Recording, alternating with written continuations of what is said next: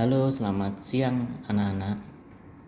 Untuk pembelajaran kali ini kita akan mempelajari tentang partikel, benda, dan makhluk hidup.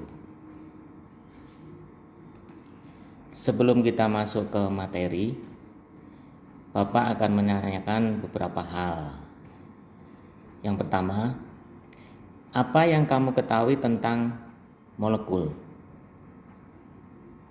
Tersusun atas apakah molekul itu? Apa yang dimaksud dengan atom? Apa saja partikel yang menyusun atom?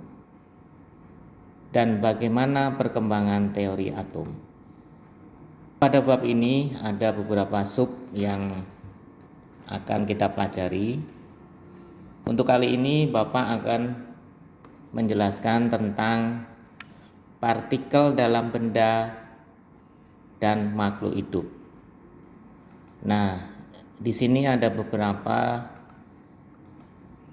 hal yang kita pelajari. Yang pertama adalah molekul dalam benda mati dan makhluk hidup.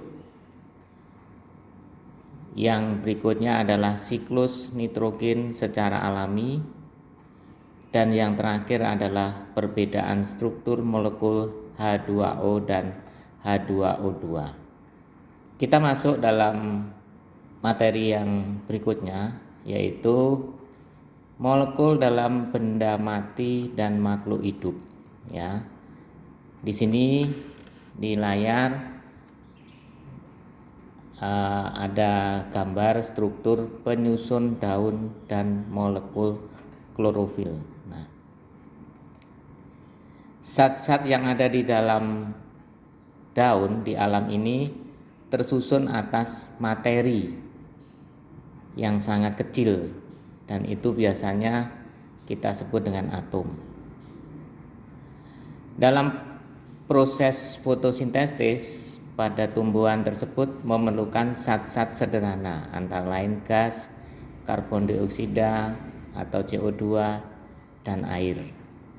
Begitu pula dalam fotosintesis yang tidak kalah pentingnya adalah sinar matahari dan klorofil, ya, zat hijau daun, ya.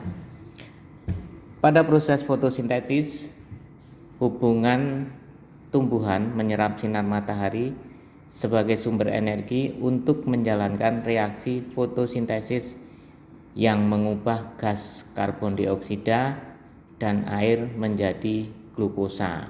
Nah, untuk glukosa itu rumus kimianya adalah C6H12O6. Sedangkan klorofil sendiri merupakan senyawa yang tersusun atas beberapa atom, diantaranya adalah karbon atau C, hidrogen atau H, lambang unsurnya, oksigen itu O, nitrogen N, dan magnesium, lambang unsurnya adalah Mg. Nah, selanjutnya kita masuk ke materi berikutnya adalah siklus nitrogen secara alami. Nah, di sini ada gambar contoh siklus nitrogen secara alami. Nah, sekarang kita bahas siklus nitrogen merupakan proses perubahan senyawa yang di dalamnya mengandung unsur nitrogen sebagai penyusunnya menjadi bentuk-bentuk kimia lain, baik melalui proses biologis maupun non-biologis. Selanjutnya, siklus nitrogen memiliki peranan penting kaitannya dengan ekosistem, karena jumlah nitrogen di alam memiliki pengaruh terhadap produksi primer dan juga dekomposisi. Selanjutnya kita lihat di sini ada beberapa hal yang perlu kita perhatikan. Namun beberapa aktivitas manusia ternyata dapat mempengaruhi siklus nitrogen. Jadi siklus ini apabila dilakukan secara terus-menerus itu akan mempengaruhi siklus nitrogen di alam. Beberapa hal tersebut adalah: 1. penggunaan kendaraan bermotor yang mengakibatkan adanya pembakaran bahan bakar dari fosil. Yang kedua, penggunaan pupuk nitrogen buatan untuk keperluan pertanian. Dan yang terakhir adalah pelepasan nitrogen ke dalam air yang mengandung limbah. Selanjutnya kita masuk ke perbedaan struktur molekul H2O atau kita sebut dengan air dengan H2O2. Nah, di layar juga ada gambar dari partikel. Nah, sebelum kita masuk ke perbedaan struktur molekul H2O dan H2O2, kita harus mempelajari atau kita harus tahu dulu dari pengertian dari partikel. Partikel adalah sebuah satuan dasar dari benda atau materi.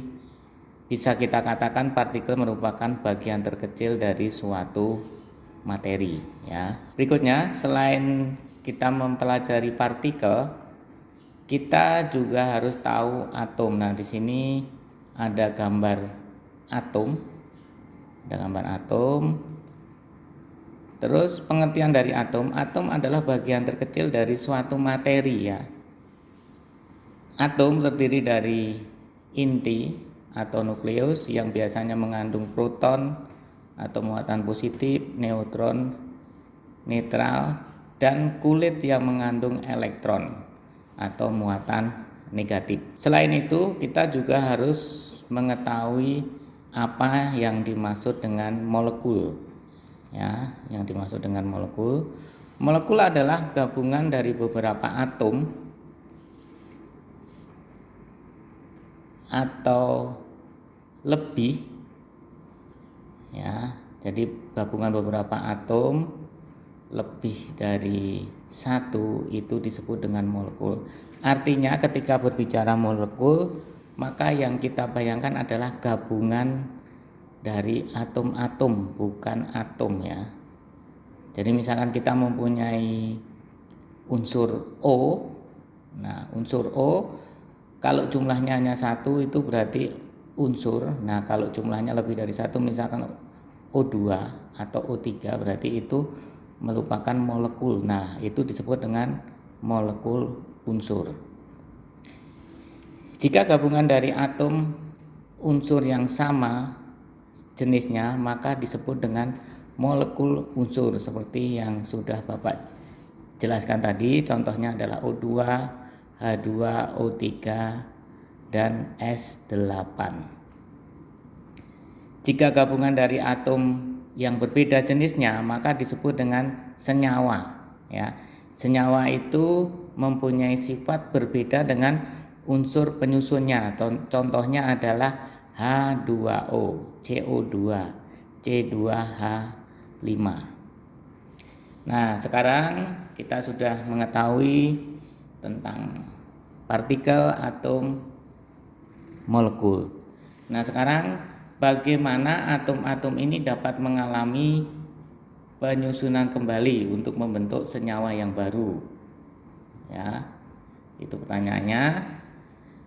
Terus melalui reaksi kimia, ya. Jadi jawabannya melalui reaksi kimia, zat-zat bereaksi membentuk zat baru yang mempunyai sifat kimia yang berbeda dengan zat-zat asalnya. Contohnya adalah dalam pembentukan glukosa. Terus di dalam makhluk hidup juga tersusun atas miliaran atom-atom, ya. Atom-atom ini berkaitan membentuk suatu senyawa sehingga membentuk menjadi senyawa. Nah, misalnya di sini saya berikan contoh rambut kita. Rambut kita itu terdiri dari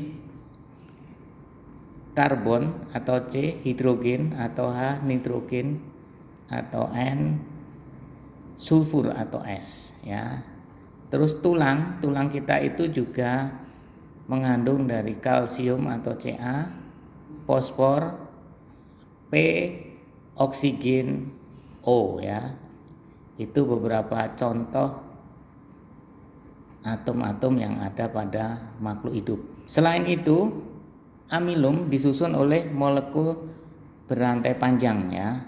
Rantai panjang disusun oleh unit sederhana yang disebut dengan glukosa. Nah, antar molekul glukosa dihubungkan oleh oksigen dengan ikatan glikosida ya. Berikut adalah perbedaan struktur senyawa amilum pada kentang dan selulosa pada kayu ya. Di sini menggunakan pensil ya. Di sini anak-anak bisa melihat perbedaannya. Terus saya lanjutkan, amilum dan selulosa mempunyai molekul penyusun yang sama yaitu glukosa. Tapi ikatan antar molekulnya berbeda. Selulosa adalah zat yang keras, jika dikonsumsi manusia tidak dapat dicerna oleh tubuh. Amilum dapat dicerna dan dijadikan sebagai sumber energi ya. Nah, sekarang kita lanjut ke materi berikutnya. Di sini kita bisa lihat ada gambar ya, ada molekul H2O dan H2O2 ya. Pada contoh senyawa yang telah dipelajari bahwa tiap senyawa mempunyai rumus molekul tertentu. Rumus molekul menunjukkan jenis atom yang menyusun suatu molekul dengan perbandingan tertentu. Nah, di sini saya berikan contoh molekul H2O ya, itu gambarnya hanya 2, O-nya 1. Terus gambar di bawahnya adalah molekul H2O2. Ya, gambarnya seperti itu. Nah, sekarang kita berpikir. Setiap senyawa memiliki rumus molekul yang menunjukkan jenis penyusun dan perbandingannya ya. Kita tadi menggunakan air. Air itu senyawa, yaitu rumus kimianya adalah H2O tersusun atas 1 atom O dan 2 atom H. Dan apabila 2 atom O mengikat 2 atom H, terbentuklah senyawa hidrogen peroksida atau H2O2. Jadi dapat disimpulkan bahwa bahan yang berbeda tersusun oleh zat-zat yang berbeda. Zat-zat yang berbeda ini mempunyai perbedaan jumlah dan jenis atom penyusunnya. Nah, sekarang pertanyaannya, bagaimana atom-atom dapat membentuk ikatan kimia dalam suatu molekul? Nah, untuk menjawab hal ini, kita harus mempelajari atau memahami dulu tentang atom dan partikel-partikelnya. Dan itu nanti akan kita pelajari pada video berikutnya. Oke, sampai ketemu di video berikutnya. Terima kasih.